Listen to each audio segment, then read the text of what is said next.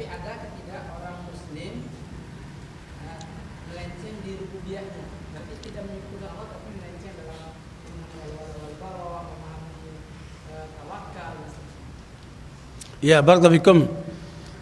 Sebagian orang menganggap bahwa pembagian tauhid dengan 3 macam itu Wahabi. Ya, kasihan orang seperti itu. Karena itu yang bagi Allah sendiri dalam Al-Qur'an. Di dalam surat Maryam ayat 65 Allah menyebutkan Rabbus samawati wal ardi wa ma bainahuma. Tauhid rububiyah. Fa'budhu wastabir li'ibadatih. Tauhid apa?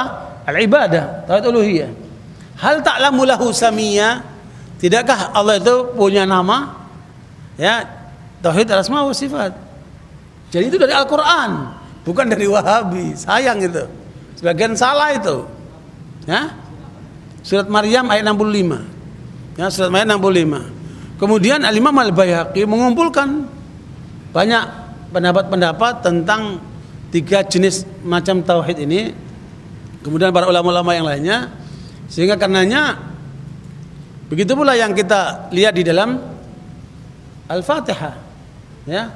Alhamdulillahi Rabbil Alamin. Tauhid rububiyah. Ya. Ar-Rahmanir Rahim. Maliki Yaumiddin. Tauhid apa? Al-asma wa sifat. Iyyaka na'budu wa iyyaka nasta'in. Tauhid apa? Al-ibadah. Jadi memang tauhid akan berputar di dalam 3 ranah ini. Nah, adapun apabila ada seseorang yang pemahamannya salah atau bahkan menyimpang. Jadi kalau beda antara salah dan menyimpang. Kalau menyimpang itu unsurnya sengaja. Unsurnya memang su'ul qasdi dan su'ul fahmi. Tapi kalau salah bisa jadi karena memang tidak ada ulama yang menjelaskan di masanya. Ya. Bahwa kemudian tauhid asma wa sifat itu terjadi perbedaan, terutama yang paling dahsyat ada pada kelompok Jahmiyah. Kelompok Jahmiyah ini menolak asma wa sifat dua-duanya. Allah tidak punya nama, Allah tidak punya sifat. Itu Jahmiyah. Kemudian ada kelompok yang menolak menerima asma tapi menolak sifat. Seperti kelompok Mu'tazilah, kelompok Syiah. Mereka menerima asma seperti Ar-Rahman, Ar-Rahim, itu asma. Ya, apa sifatnya rahmah? Tapi mereka ingkari rahmah itu. Padahal Rasul mengatakan ya Hayyu ya Qayyum bi rahmatika astaghits. Ya, dengan rahmatmu aku minta pertolongan. Boleh bertawassul dengan apa? Asmaul husna termasuk dengan sifatnya. Nah, kelompok Mu'tazilah, kelompok Syiah menolak itu. Nah, ini penolakan ini jelas menjadi mereka kategori sesat. Kelompok yang ketiga, Asy'ariyah, yang kemudian menerima sifat, menerima asma, menerima sifat, tetapi sebagian sifat ditakwil. Nah, ini terjadi perbedaan.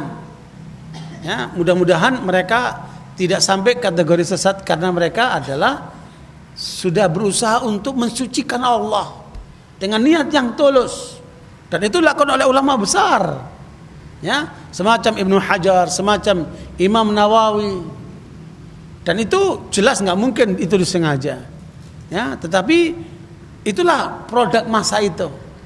Mudah-mudahan mereka beristiad, mudah-mudahan Allah beri pahala sesuai dengan istiad dan niat mereka, tetapi tidak boleh kemudian kita katakan mereka sesat dan sebagainya gara-gara itu. Makanya bisa hanya dibolehkan itu paling salah. Ya, salah di dalam berpendapat, salah di dalam memahami. Ya, sehingga karenanya jangan sebab itu kemudian kita bermusuhan, karena kita semua masih kategori ahlus sunnah wal jamaah. Ya. Makanya sikap bijak itu penting untuk dilakukan guna melakukan pendekatan-pendekatan antara ahli sunnah. Jadi perhatikan, antar ahli sunnah yang ada ini masih dalam ranah perbedaan, ya. Tetapi kalau sudah bicara tentang Syiah, tentang Ahmadiyah, itu sudah ranah penistaan. Beda ya antara perbedaan dan penistaan. Jadi Syiah, Ahmadiyah sebagainya itu aliran sesat itu masuk penistaan.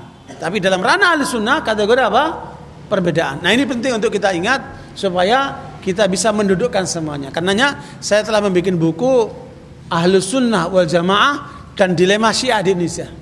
Termasuk saya berupaya bagaimana menyatukan Ahlus Sunnah wal Jamaah dalam menghadang kekuatan Syiah yang sedang mencoba menggoyang tubuh umat Islam Ahlus Sunnah di Indonesia ini.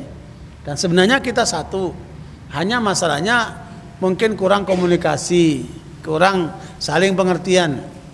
Ketika saya diundang dalam pertemuan ulama sedunia, baik itu di Qatar maupun di Turki, yang itu terdiri daripada banyak ulama-ulama dari Asy'ariyah. Kita diskusi, dialog, gak ada masalah. Jadi memang dialog di antara para ulama itu yang ada kelapangan dada, saling mengerti hujah masing-masing, ya, menerima perbedaan, tidak kemudian memaksakan kehendak. Kalau memang dia salah, dia ngaku salah, dia mundur dari kesalahannya dengan jujur. Jadi luar biasa. Tetapi masalahnya pada umat, pada orang awam. Nah, masalahnya suka kita bertanya, apakah ulama, kiai, ustadz, ajengan itu ngikuti umat atau umat ngikuti ajengan ulama atau kiai itu? Harusnya kan umat ngikuti ulamanya, ngikuti ajengannya, ngikuti kiainya, jangan sebaliknya. Malah kemudian kiai, ulama, ajengan ngikuti umatnya. Salah. Umat itu nggak punya ilmu. Yang punya ilmu adalah ulamanya, kiainya, ajengannya itu. Nah, ini yang harus diarahkan. Nah, seringkali wah, kalau saya menyalai umat nanti saya nggak dipakai, nanti saya nggak diundang. Ya, pertimbangannya udah pendapatan, bukan beda pendapat lagi. Repot itu. Ya, kalau beda pendapatan itu susah sudah. Ikhwan barakallahu ini yang kemudian perlu untuk kita sadari, sehingga sebenarnya titik temunya sama. Ahli sunnah sumbernya sama. Ya, Qur'annya sama, hadisnya sama. Sama, cuman seringkali terjadi perbedaan pandangan, perbedaan penilaian, perbedaan pemahaman dan seterusnya. Makanya dengan itu upaya untuk menyatukan sangat dimungkinkan. Apalagi dalam keadaan kita sedang menghadapi musuh-musuh besar nih. Ya, musuh di luar Islam, ya, gerakan Zionisme, gerakan kristenisasi, gerakan macam-macam. Ya, ditambah dengan musuh yang ada dalam tubuh umat Islam mengatasnamakan Islam seperti Syiah, Ahmadiyah dan sebagainya itu. Makanya ini seharusnya menjadi saat yang tepat untuk umat Islam bersatu dalam rangka menangkal semua kejahatan pada umat ini. Fatwa Jawa Timur dan fatwa MUI Sampang itu bahwa Syiah yang ada di Sampang itu sesat. Sudah ada keputusan berdasarkan 14 bukti nyata di lapangan yang menyatakan mereka sesat. Salah satunya Syiah yang di Sampang itu menghina Abu Bakar, Umar dan Sayyidatuna Aisyah. Menghina Abu Bakar, Umar dan Aisyah ini udah jelas sesat. Itu satu. Belum lagi yang lain-lain, ada 14 poin itu lengkap dalam keputusan fatwa MUI Sampang dan MUI Jawa Timur. Jadi MUI pusat tidak berhak untuk mencabut fatwa. Fatwa tidak bisa dibatalkan dengan fatwa. Jadi ya jalan gitu. Nanti kalau ada Syiah di tempat lain yang menimbulkan friksi di masyarakat, maka MUI di sana akan mengadakan kajian di lapangan langsung praktek mana hal-hal yang benar atau menyimpang. Kalau benar ya kita katakan benar. Apakah Syiah itu sebagian dari Islam, Pak? Oh, Syiah Islam. Syiah Islam. Ya, Islam mereka. Cuman Syiah ini kan dikaji keberadaannya. Jangankan Syiah, Sunni aja ada yang sesat. Ya kan? Sunni kan beberapa kali fatwa di sini ada LDII, Darul Islam Jamaah, kan Sunni ngakunya kan sesat. Keluar fatwa Majelis Ulama Indonesia sesat. Ada lagi Islam yang lain yang mengaku Sunni kan sesat.